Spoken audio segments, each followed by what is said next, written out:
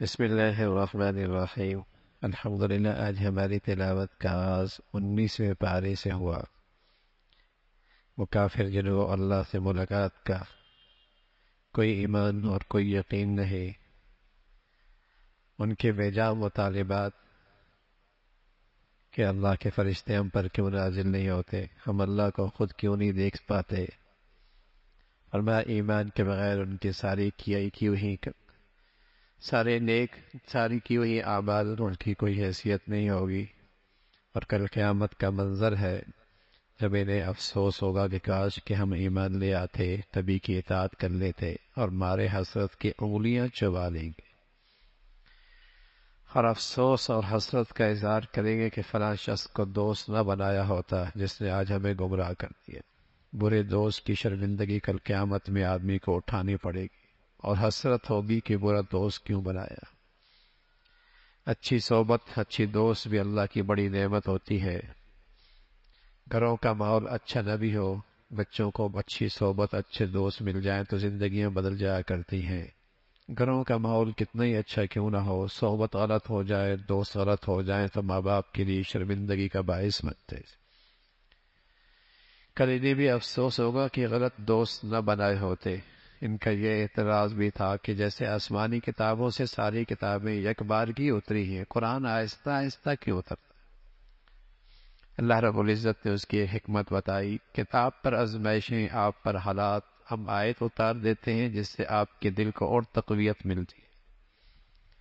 آپ کے دلوں کی تقویت کے لیے ہم نے اس قرآن کو آہستہ آہستہ اتارا ہے۔ قوم عاد، قوم ثمود کا تذکرہ ہے، اور پھر ان کی برائی کا تذکرہ کہ کچھ لوگ ایسے ہیں جو اپنی خواہشات کا درجہ دیتے ہیں جیسے معبود ہوتا ہے، بس ماننی اپنی چاہت، اپنی من کی ماننی، بس معبود کی طرح اس کی عبادت کرتے ہیں۔ اس کا تذکرہ اللہ کی وحدانیت پہ، اللہ کے قدرت کے دلائل ہیں، رات دن کا نظام ہے، آسمان کے بارشوں کے بعد بنجر زمینوں کی زندگی ہے، ایسی اللہ رب العزت مارنے کے بعد نئی زندگی عطا فرما دیں گے۔ دو سمندر ملتے ہیں، میٹھا اور کڑوا آپس میں نہیں ملتے، یہ اللہ کی قدرتی دعا ہے۔ پھر اللہ کے نیک اور مقبول بندوں کا تذکرہ فرمایا اور ان کی نمایاں خوبیوں کا تذکرہ فرمایا۔ اللہ کے نیک مقبول بندوں کا تذکرہ ہے کہ ان کی یہ چند نمایاں خوبی ہیں، وہ اللہ کی بندگی کرنے والے، ان میں عاجزی ہے، وہ جہلا سے الجھتے نہیں ہیں، ان کی راتیں عبادت میں گزرتی ہیں، قیام میں گزرتی ہیں، لیکن اللہ کے پکڑ سے بے خوف نہیں ہیں، اللہ کے عذاب سے پناہ مانگتے رہتے، شرک نہیں کرتے، زنا نہیں کرتے، ناحق قتل نہیں کرتے، گناہوں کے مجالس میں شریک نہیں ہوتے، کہیں مجبوراً گزرنا پڑے تو حفاظت کے ساتھ گزرتے، اللہ کی طرف سے آئی ہوئی نصیحت کو دل و جان سے قبول کرتے، اور صرف اپنی فکر نہیں کرتے، اپنے گھر والوں کی بھی فکر کرتے ہیں، اللہ کے دربار درخواست کرتے ہیں، اللہ ہمیں ہدایت بھی دے اور ہمیں ہادی بھی بنا دے، ہمیں ہدایت بھی دے اور دوسروں کی ہدایت کا ہمیں ذریعہ بھی بنا دے۔ یہ اللہ کے نیک بندوں کی اور اللہ کے مقبول بندوں کی صفات ہیں، اور ان کے لیے جنت کے اعلیٰ درجات کا تذکرہ ہے۔ اور پھر سورہ شعراء ہے، آپ علیہ الصلاۃ والسلام کا جو غم تھا اور دکھ تھا کہ لوگ ایمان کیوں نہیں لاتے، اس پر آپ کو تسلی دی گئی۔ فرمایا اللہ کی قدرت کو بہت ساری نشانیاں ہیں، زمین آسمان پہ پھیلی ہوئی ہیں، لیکن لوگ غور نہیں کرتے اور یقین نہیں رکھتے اللہ کی ذات پر۔ پھر حضرت موسیٰ علیہ السلام کا تفصیلی تذکرہ ہے۔ فرعون سے جب بات چیت ہوئی اور آپ نے ان سے خطاب کیا تو وہ اپنے احسانات جتلانے لگا کہ تیری پرورش تو ہمارے یہاں ہوئی، اور ہم نے تیرے ساتھ یہ سلوک کیا اور تیرے ساتھ یہ احسانات کیے۔ حضرت موسیٰ علیہ السلام نے بڑی سادگی سے اللہ کا تعارف کرایا، رب تو نہیں ہے، رب تو وہ ہے جو زمین و آسمان کا پیدا کرنے والا ہے، مشرق اور مغرب کا رب ہے۔ اس انداز سے جب گفتگو کی تو جواب تو اس کے پاس کوئی نہیں تھا، مقابلے پہ آ گیا، معجزے، آپ نے معجزے دکھائے، اس نے جادوگروں کو اکٹھا کیا، اللہ رب العزت نے ظاہر معجزے کے بدولت پیغمبر کو غالب کر دیا، وہاں کے جادوگر بھی سجدہ ریز ہو گئے، موسیٰ اور ہارون کے رب پر ایمان لے آئے، اور اس نے ان کو دھمکی دی، اس کا تذکرہ فرمایا۔ پھر اللہ رب العزت نے موسیٰ علیہ السلام کے واسطے سے بنی اسرائیل کو نجات عطا فرمائی۔ لیکن نجات کے موقع پہ جب آگے دشمن ہے، پیچھے سے دشمن پیچھا کر رہا ہے، اور آگے دریا ہے، اور موسیٰ علیہ السلام کے قوم سامنے ہے، ساتھ ہے، تو قوم کہنے لگی موسیٰ مارے گئے، اب پیچھے دشمن ہے، آگے دریا ہے، کدھر جائیں گے؟ تو حضرت موسیٰ علیہ السلام کے پاس تو پیغمبری یقین تھا، اللہ کے نبی ہیں، کہا کچھ نہیں ہو سکتا، ہمارا اللہ ہمارے ساتھ، اور وہ اللہ ہمیں راستہ دیں گے۔ اور ہوا بھی، اللہ نے حکم دیا، لاٹھی ماری ہے نا، دریا میں لاٹھی ماری، وہ لہریں کیا تھیں؟ وہ تو دیواریں بن گئے، درمیان میں راستے بن گئے، اور راستے بن کے نجات پا گئے۔ دشمن بھی پیچھے، اس نے بھی اپنا لشکر ڈال دیا، اللہ نے پھر ان لہروں کو حکم دیا، اور ان لہروں نے انہیں غرق کر کے رکھ دیا۔ ایک ہی دریا ہے، ایک کے لیے نجات کا راستے بناتا ہے، دوسروں کے لیے غرق کر دیتا ہے۔ کون ہے کرنے والا؟ اللہ۔ زندگی کے نقشوں میں موت، اور موت کے نقشوں میں زندگی، عزت کے نقشوں میں رسوائی، اور رسوائی کے نقشوں میں عزت دینے والا کون ہے بھائی؟ ایک اللہ ہی ہے۔ معیشت کے اسباب میں کنگلا کر دینے والا اللہ ہی تو ہے، اور مٹی سے سونا بنا دینے والا اللہ ہی تو ہے۔ اللہ ہی کا تو نظام چلتا ہے۔ فرمایا یہ ساری اللہ کی قدرت کی نشانیاں ہیں، لیکن لوگ یقین نہیں رکھتے۔ پھر حضرت ابراہیم علیہ السلام کا تذکرہ ہے، باپ کو بھی سمجھایا، قوم کو بھی سمجھایا، اللہ کا تعارف فرمایا۔ اللہ وہ ہے جس نے مجھے پیدا کیا ہے، میرے رہنمائی کرتا ہے، مجھے صحت دیتا ہے، مجھے شفا دیتا ہے، زندگی اور موت اسی کے ہاتھ میں، کھلاتا پلاتا وہی ذات ہے مجھے۔ اللہ سے دعا بھی کی، اے اللہ میرا تذکرہ خیر پیچھے چھوڑ دینا، ہمیشہ اچھا تذکرہ میرا پیچھے چھوڑ دینا، اور اس کا تذکرہ فرمایا۔ پھر فرمایا قیامت کا دن ہے جہاں مال نہیں، اولاد نہیں، کچھ بھی کام نہیں آنا، نیکی کی زندگی کام آئے گی۔ جو نیکی، جو صاف دل لے کے آئے گا، اس پر قیمت لگے گی جنت کی، اور اس پر نجات کا راستہ ہوگا۔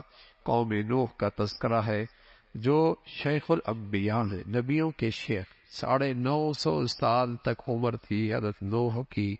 قوم نہ مانی اور چند ہی لوگ آپ پر ایمان لائے، قوم ہلاک ہوئی، اس کا تذکرہ۔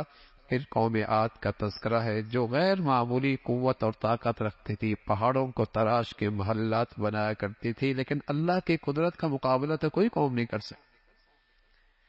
اور پھر اللہ نے اس قوم کو بھی پکڑا، اس لیے کہ نافرمان قوم تھی۔ پھر قوم سمود کا تذکرہ ہے، حضرت صالح آئے، اونٹنی لے کے آئے، معجزہ دکھایا، قوم نہ مانی، اللہ نے اسے بھی نیست و نابود کیا۔ قوم شعیب کا تذکرہ ہے، قوم سے کہا ناپ تول میں کمی نہ کرو، دوسروں کے حقوق ضائع نہ کرو، اپنا حق پورا لیتے ہو، دوسروں کے حقوق پامال کرتے ہو۔ قوم نے مذاق اور استہزاء کیا، اللہ کی پکڑ آئی۔ پھر اللہ رب العزت نے اپنے قرآن کا تذکرہ فرمایا۔ قرآن کا مختصر سا تذکرہ ہے اور تعارف ہے قرآن کہ قرآن اللہ کی طرف سے آیا، اور کہاں آیا ہے؟ محمد رسول اللہ کے دل پہ آیا ہے۔ اور کون لے کے آیا ہے؟ جبرائیل امین لے کے آیا ہے، اور جبرائیل امین کا نام ہے روح الامین۔ روح الامین کے راستے میں خیانت کوئی نہیں کی، اور روح الامین ہے جبرائیل جو قرآن کے شکل میں غذا لے کے آئے ہیں۔ یہ اندر کے انسان کی غذا ہے، روح کی غذا ہے۔ روح اب بگڑی ہوئی مزاج اور بگڑی ہوئی فطرت کا اندر غذا کیا ہے؟ روح کی آج گانا اور موسیقی ہے۔ یہ فطرت جب بگڑ جاتی پھر موسیقی غذا بن جاتی، ورنہ جبرائیل امین تو جو غذا لے کے آئے تھے وہ سلیم الفطرت لوگوں کے لیے لے کے آئے تھے، ان کی غذا روح کی تو قرآن ہے، قرآن ان کی غذا ہے۔ اور قرآن میں یہ طاقت ہے، جو جتنا پڑھتا ہے اتنا اس کو اپنی طرف کھینچتا ہے۔ پھر اللہ رب العزت نے فرمایا ایسی شاعری جو اللہ سے غافل کر دے، نبی کا اس شاعری سے کوئی تعلق نہیں۔ ہاں، جو اشعار اللہ کے قریب کر دے اور جس کے اندر کوئی پیغام اور نصیحت ہو وہ ٹھیک ہے۔ اللہ کی بڑائی کا تذکرہ ہے۔ پھر سورہ نمل ہے، اور سورہ نمل کے آغاز میں ایمان والوں کا تذکرہ ہے، نماز پڑھتے ہیں، یقین رکھتے ہیں، زکوٰۃ دیتے ہیں۔ اور پھر حضرت موسیٰ علیہ السلام کو جو اللہ نے معجزہ دیا، لاٹھی دی، اور پھر کس انداز سے اللہ رب العزت نے انہیں اپنے معجزات سے نوازا، اور کس انداز سے دوران سفر آپ کو نبوت ملی، اس کا تذکرہ فرمایا۔ پھر حضرت سلیمان علیہ السلام کا ایک غیر معمولی واقعہ کا تذکرہ ہے۔ حضرت سلیمان علیہ السلام کو اللہ نے غیر معمولی سلطنت دی تھی۔ آپ کو روحانیت کی بادشاہت بھی دی تھی اور مادیت کی بادشاہت بھی دی تھی۔ روحانیت کی بادشاہت اللہ نے آپ کو نبوت دی تھی، اور مادی دنیا کی بادشاہت بھی دی تھی کہ آپ کے پاس ایسی سلطنت تھی کہ جنات بھی آپ کے حکم کے تابع تھے، پرندوں کی بولی بھی آتی تھی، چیونٹیوں کی بولی بھی سمجھتے تھے۔ آپ کا تخت جس پہ آپ بیٹھا کرتے تھے وہ ہوا کے دوش پہ سفر کیا کرتا تھا۔ آج تو جہاز بن گئے نا، ہیلی کاپٹر بن گئے۔ آپ حکم دیتے تھے ہوا کو، اور اس ہوا کے دوش پہ آپ کا سفر ہوا کرتا تھا۔ ایک واقعہ لکھا ہے، آپ کے پاس ایک آدمی بیٹھا ہوا تھا، اتنے میں حضرت اسرائیل بھی آ گئے، اس آدمی کو غور سے دیکھ رہے، وہ ڈر گیا کہ شاید میری وقت آ گیا موت کا۔ حضرت سلیمان علیہ السلام سے عرض کیا کہ ہوا کو حکم تو مجھے دور لے جاؤ۔ جب اسے دور لے گئے تو حضرت اسرائیل سے سلیمان علیہ السلام نے پوچھا، آپ اس طرح غور سے کیوں دیکھ رہے تھے؟ کہا غور سے اس لیے دیکھ رہا تھا کہ اس کے مرنے کا وقت ہے، اور مرنے کا وقت کہیں اور تھا، یہ یہاں بیٹھا ہوا تھا، یہ بیٹھا ہوا یہیں تھا۔ تو اللہ رب العزت نے آپ کو ایسی غیر معمولی سلطنت عطا فرمائی تھی۔ ایک دن آپ سفر کے لیے تشریف لے کے جانے لگے، اور مختلف مخلوق کو اپنے ساتھ لے لیا۔ آپ نے اس میں مختلف قسم کی مخلوق آپ کے ساتھ تھی۔ راستے پہ جب آپ کا سفر ہو رہا تھا تو آپ ایک چیونٹیوں کی بستی کے پاس سے گزرے۔ اس سورت کا نام بھی نمل ہے، چمٹی۔ اس کے پاس سے گزرے تو ایک چمٹیوں کی جو سردار تھی اپنی خیر خواہ اپنی قوم کی، لیکن اب تو انسانوں کے ذمہ دار بھی اپنی قوم کے خیر خواہ نہیں رہے، وہاں چمٹیوں کا ذمہ دار بھی اپنی قوم کا خیر خواہ نکلا، اور کہنے لگا بلوں میں چلی جاؤ، سلیمان کا لشکر آ رہا ہے، کہیں تم ان کے پاؤں تلے روندی جاؤ گی، انہیں پتہ بھی نہیں لگے گا۔ اور یہ بھی پتہ ہے اللہ کے نیک بندے اللہ کی مخلوق کو بلا وجہ نقصان نہیں پہنچاتے، بس یہ کہہ دیا انہیں پتہ ہی نہیں لگے گا تم روندی جاؤ گی۔ یہ بات جب اس نے کہی تو اللہ ہے، چمٹی کا منہ کتنا ہوگا، اس کے بول کیا ہوں گے، لیکن اللہ نے وہ آواز سلیمان کے کانوں تک پہنچائی، اور نہ صرف پہنچائی بلکہ سمجھائی بھی، اور جب سمجھائی تو فتبسم ضاحکا من قولها، چمٹی کی بات سن کر مسکرانے لگے۔ اور اللہ کی یہ ساری نعمتیں دیکھ کر حضرت سلیمان کی عاجزانہ فریاد اللہ کے سامنے، اللہ نعمتیں دے اور عاجزی دے دے، بڑی بات ہوتی ہے، ورنہ آدمی اپنی اوقات بھول جاتا، ورنہ انسان اپنی حیثیت بھول جاتا ہے۔ وہ تکبر، وہ غرور، وہ بڑائی، وہ اس کے بول دیکھو، اس کے چال دیکھو، اس کا لب و لہجہ دیکھو، جیسے اس کی کسی کا محتاج ہی نہیں ہے۔ نعمتیں اللہ دے، مادیت کی دنیا میں ایسی حکومت کسی کی نہیں، لیکن عاجزی دیکھیے، اللہ سے کہہ رہے رب اے مولا تیری نعمتوں کی حد ہے، لیکن اپنا شکر گزار بندہ بھی بنا، اپنا احسان شناس بندہ بھی بنا، اور اے اللہ تیری نعمتوں میں وہ کر سکوں جس سے تو راضی ہو جائے۔ یہ ہے احسان شناسی، یہ ہے شکر گزاری، کہ اللہ جس قدر نعمتوں میں اضافہ کرتا رہے، بندے میں شکر گزاری اور احسان شناسی اور فرما برداری میں اضافہ ہو۔ یہی نعمتیں رحمت ہیں، ورنہ نعمتیں بھی زحمت بن جاتی، ورنہ نعمتیں بھی فتنہ بن جاتی، ورنہ نعمتیں بھی عذاب بن جاتی ہے، یہی نعمت رحمت ہے اللہ کی، جس نعمت میں شکر گزاری بڑھ جائے، عاجزی بڑھ جائے، احسان شناسی بڑھ جائے۔ لشکر لے کے جا رہے، کہیں ایک جگہ پڑاؤ ڈالا ہو تو ایک مخلوق بیچ میں کوئی نہیں، ہدہد پانی کی ضرورت پڑی، ہدہد شاید آپ نے دیکھا ہوگا، اس کے سر پہ تاج ہوتا، لمبی سی اس کی نوک ہوتی ہو، لمبی سی، اللہ نے اس میں ایک صلاحیت رکھی ہے، وہ بتا دیتا ہے کہ پانی نیچے ہے یا نہیں۔ تلاش کیا، پانی کی ضرورت پڑی، اس ہدہد کو بلایا لیکن موجود نہیں تھا۔ کیونکہ وہ بتاتا تو جنات منٹوں سیکنڈوں کے اندر پانی کا انتظام کھود کے پانی کا انتظام کر دیتے. وہ مخلوق بھی ذات تھی، ہدہد کوئی نہیں. حضرت سلیمان علیہ السلام فرمانے لگے ہدہد مجھے نظر نہیں آ رہا، کہیں کسی اور مخلوق کے اوٹ میں تو نہیں ہے، کہیں پیچھے دائیں بائیں تو نہیں ہے، یا کہیں غائب ہی تو نہیں ہے، اور بغیر پوچھے کیوں چلا گیا. اور ساتھ یہ بھی کہہ دیا آیا تو سزا ملے گی اسے، اور ہو سکتا ہے اس کو ذبح کر دو. اولاد بہنو اولیاتی انی بسلطان مبین. ہاں اگر کوئی مناسب بات کہہ دی وجہ جانے گی معاف بھی کر دیں گے، ورنہ ذبح کر دیں گے. اتنے میں ہدہد آ گئے. فمکث غیر بعید فقال احطت. آگے ہدہد اور ایک پیغام لے کے آیا. کہنے لگا سلیمان میں وہاں سے آیا ہوں جہاں کا آپ کو بھی نہیں پتا. ایک عورت حکمران ہے، ملکہ ہے، اور انہوں نے اپنے اللہ نے دنیا میں ہر چیز دے رکھی ہے، لیکن بدقسمتی ہے ان کی ملکہ وہ ہے اور خدا کی بندگی کوئی نہیں، خدا کی بندگی کوئی نہیں. اچھا وہ ہدہد پرندہ ہے، وہ بھی جانتا ہے کہ نبی عالم الغیب نہیں ہوتا، نبی ہر چیز نہیں جانتا. کائنات کی ہر چیز کا جاننے والا کون ہے؟ ایک اللہ. ایک اللہ، حال ماضی سب کچھ جاننے والا کون؟ ایک اللہ. کہنے لگا سلیمان میں وہاں سے آیا ہوں جہاں کا آپ کو بھی نہیں پتا. ایک مخلوق ہے، ان کی ملکہ ایک عورت ہے، بلقیس تھی، بلقیس، اور وہ سورج کی پرستش کرتی ہے. دنیا کے لحاظ سے اللہ نے بہت کچھ دے رکھا ہے. سلیمان علیہ السلام فرمایا اچھا تمہارا ابھی جائزہ لیتے، تم سچ کر رہے ہو یا غلط. جاؤ میرا ایک خط لے کے جاؤ اور جا کر اسے بھیج دو. دنیا میں سفراء بادشاہوں کے بڑے بڑے لوگ ہوتے ہیں، لیکن یہاں سفارت کس کے ذمہ اور ذمہ؟ ہدہد کے ذمہ. وہ پیغام لے کے جا رہا ہے، خط لے کے جا رہا ہے. محل میں داخل ہو گیا، روشن دان سے داخل ہو گیا. ملکہ بیٹھی ہوئی تھی، خط اندر ڈال دیا، جھولی میں گر گیا. خط کا ابتدا یہ انہ من سلیمان و انہ بسم اللہ الرحمن الرحیم اللہ تعالی علیہ واتونی مسلمی. یہ نیا انداز کا خط اس ملکہ کے پاس آیا. ایسا خط اس نے آج تک کسی بادشاہ کا نہیں دیکھا. نام سلیمان کا. کہاں سے آیا ہے؟ سلیمان سے آیا ہے. اور کس کے نام سے؟ اللہ کے نام سے شروع کرتا ہوں. پیغام کیا ہے؟ فرما بردار ہو کے آ جاؤ.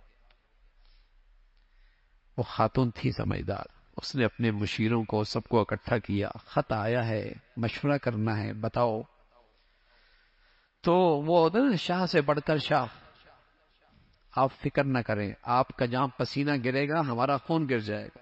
آپ اشارہ کریں گردنیں کٹوا دیں گے. آپ کہیں تو صحیح. لیکن وہ خاتون سمجھدار تھی، کہنے لگی نہیں، دیکھتے ہیں وہ بادشاہ کوئی دنیاوی بادشاہ ہے یا کوئی اور چیز ہے. یہ تحفے لے کے جاؤ، یہ ہدایہ لے کے جاؤ، سونے چاندی کی اینٹیں دے کر بھیجی. جاؤ یہ لے کے جاؤ اور دیکھو وہ کیا کہتا ہے. جب حضرت سلیمان علیہ السلام کے پاس یہ سب کچھ آیا تو آپ کے پاس تو سونے چاندی کی کمی کوئی نہیں تھی. آپ تو جنات کو حکم دے پورا فرش ہی سونے کا بچھا دیتے تھے، پورا فرش ہی سونے کا بچھا دیتے تھے. ایسی آپ کو اللہ نے سلطنت دی. حضرت سلیمان علیہ السلام نے جب دیکھا گا تو دنیا سے ہمیں تم متاثر کرتی ہو. آپ نے اپنے بیٹھنے والوں سے کہا کون اس کا تخت سمیت اس کو یہاں لے کے آئے. جن بیٹھا تھا، جن ایک قال عفریت من الجن. جن کہنے لگا میں لے کے آؤں. آپ کی یہ نشست ختم نہیں ہوگی، وہ یہاں موجود ہو، تخت کے ساتھ ہوگی. قبل ان تقوم من مقامک، یہاں سے اٹھیں گے نہیں، جن آپ کی موجود ہوگی.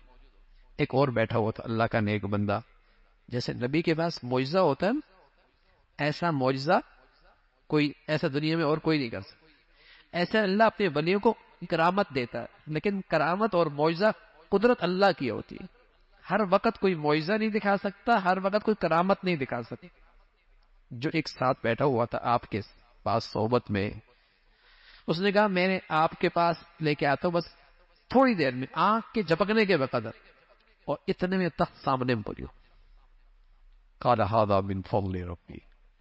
حضرت سلیمان علیہ السلام نے اس کا یہ تخت دیکھا، کہا یہ سب اللہ کا فضل ہے، اور سب اس لیے یہ سارا اللہ کی طرف سے یہ انعام ہے کہ دیکھنا چاہتا ہے میں شکر گزار بنتا ہوں یا نہ شکرہ بنتا ہوں.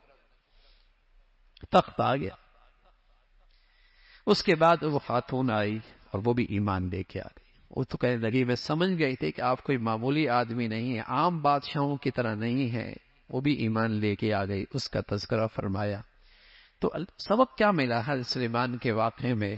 سلطنت غیر معمولی، نبوت شاندار، لیکن عاجزی کتنی، فرمانبرداری کتنی، شکر گزاری کتنی، احسان شناسی کتنی، شکر کی زندگی۔ پھر حضرت صالح کا تذکرہ ہے۔ اس قوم صالح، قوم سمود کے 9 لوگوں نے تدبیر کی حضرت صالح کو شہید کرنے کی، پر ایک تدبیر بنائی، منصوبہ بندی کی۔ اللہ رب العزت نے فرمایا انہوں نے تدبیر کی، ہم نے بھی تدبیر کی، ہم نے اس قوم کو ہلاک کر دیا۔ پھر قوم لوط کا تذکرہ ہے اور اس قوم کی گندگی، اور پھر ان پر آسمان سے پتھروں کی بارش، اس کا تذکرہ فرمایا۔ بہت بری بارش تھی، بس تعریف اللہ کی ہے، بڑائی اللہ کی ہے، اور اس اللہ کا کوئی شریک نہیں ہے۔ اللہ عمل کی توفیق نصیب فرمائے۔